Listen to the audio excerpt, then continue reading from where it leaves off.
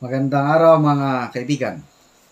Nako, ang kalbaryo ni General Nicolas Torres hindi pa natatapos kahit nag-resign na siya. Dahil sa press con niya, kasama niya ang abusador na ex-police, yung nanutok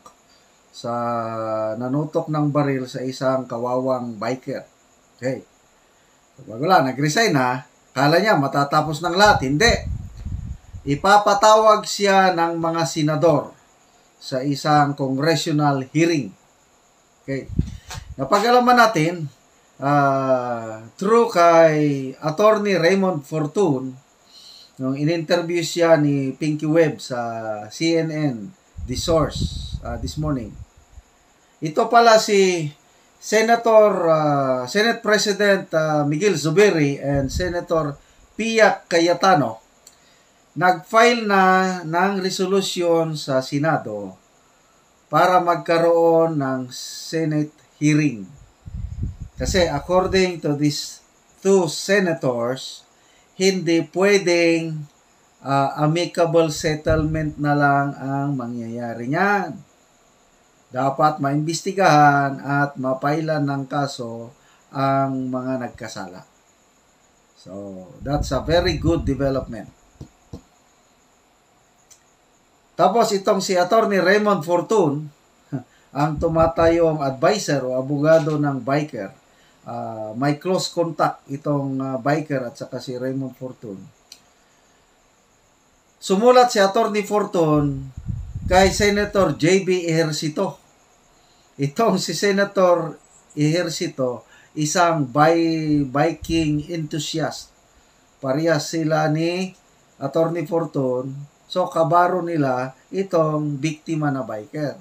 So, sumulat si Attorney Fortun, mahababang sulat, na, yun na nga, nagre-request si Attorney Fortun na maimbestigahan sa Senado para mabigyan ng protection ang mga bikers. And I'm sure aaksyonan yan ni Senator Ejercito kasi biker din siya. Nag-comment nga si Senator Ejercito nung nalaman niya, nung napanood niya yung viral video na kung saan tinutukan ni Gonzales itong unarmed biker. Sabi niya, pag ako ang ginawa niyan, patay siya sa akin, something like that. So, galit si Senator Ejercito. So, dito sa letter ni Attorney Fortun kay Senator J.B. Ejercito, nakalagay doon, may dalawang video na hawak ngayon ni Attorney Fortun. Ang una, yung video ng uploader, yung vlogger, yung napanood na natin. Pangalawa, meron pang video na nagpapakita na itong anak ni Wilfredo Gonzales ay inassault niya, sinaktan ang isang MMDA enforcer sa isa na namang parang traffic incident. Kaya ang punto dito ni Attorney Fortun, gusto niyang ipakita na itong Gonzales na ito is talagang salot sa lipunan dahil siya mismo, yung ginawa niyang karumal-dumal sa biker, pati anak niya, ganyan din ang ugali nila. Okay, napag-alaman ko sa interview ding ito sa CNN na kapansin-pansin yung parang barong ba yun, yung suot ni Wilfredo Gonzales, may pin na indikasyon na isa siyang empleyado ng gobyerno. Tignan nyo na-dismiss na siya bilang pagkapulis dahil sa patong-patong na kaso. Nakapasok pa siya sa isang opisina ng gobyerno na hanggang ngayon hindi pa matukoy. Kasi meron siyang pin dito. Yun po ang palatandaan ng mga government employee, lalo na kung medyo mataas-taas ang posisyon mo. Kaya mayabang eh. Okay? So yun, aabangan natin ang pagpapatawag ng Senado ng hearing at sigurado yan kasama si General Torre na papatawag. Okay? So, ano pa ang ano? So, ito na ngayon, yung biker, sa last communication nila ni Attorney Fortune, ang desisyon niya is ayaw na niya talagang lumantad. Kasi na-trauma na siya sa experience niya sa police station. Ang description ni Attorney Fortune is itong biker, para daw siyang nung nasa police na siya, police station, para siyang daga na nasa compound of wolves. Kasi puros police nandun. Ay ang naka-alita niya, ex-police. So, according to Attorney Fortune, napilitan na lang na pumirma ng written agreement itong biker para lang makaalis na siya sa impyerno na kinalalagyan niya sa loob ng police station.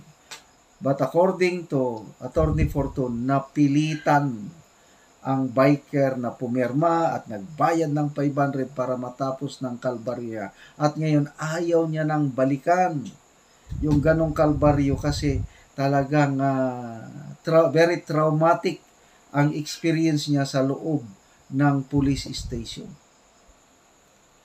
So, tinanong ni Pinky Web si Attorney Fortune, ano sana ang ideal na ginawa ng police? Kung patas pa ang police, according to Attorney Fortune, kumuha ang police ng sworn statement nitong biker. Kinunan din ng sworn statement itong Wilfredo Gonzales. At dinala sa piskal. At bahala na ang piskal na mag-determine ng probable cause kung sino ang may kasalanan. Yun daw dapat ang ideal. Which I agree. Ang police, kabaro, naniwala kaagad sa statement ng kapwa nila dating pulis na lumalabas na government employee pa, baka mataas ang posisyon niya sa isang government office. Ayun, naging one-sided yung Quezon City Police. Kaya nga, galit, dismayado si Quezon City Mayor Joy Belmonte sa aksyon ng Quezon City Police. Hindi dapat areglohin. So, ang problema, ang biktima ayaw nang magpakita. Okay, so, ito pa, dagdag ni Attorney Fortune. Yung kanyang evaluation is itong Wilfredo Gonzales, nag-encroach o pumasok siya, dumaan siya doon sa bike lane na bawal yun.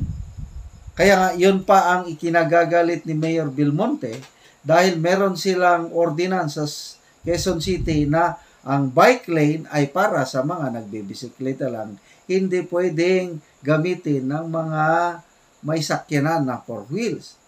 Ang lumabas, itong abusador na Wilfredo Gonzales pumasok sa bike lane.